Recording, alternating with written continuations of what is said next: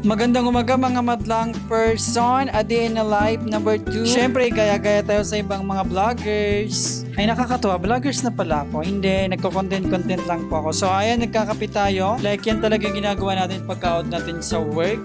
Ako lang pala kasi ako lang yun nandito, hindi kayo kasama, charot. So si DJ ang kakulitan ko na pusa, tapos of course, umaga pupuntahan na natin yung pinapakain nating mga pusa. Yan ay isang pusang stray cats na nanganak. Meron siyang anak na 3 piraso. Doon siya nanganak sa may motor. So, buti na lang mababait yung mga kapitbahay namin. So, pinapakain din namin. Hindi dinala ng cat food. Dinalan din ng tubig kasi yung mga anak niya mukhang sinisipon kayo yung iba. Kailangan gamutin yung mata.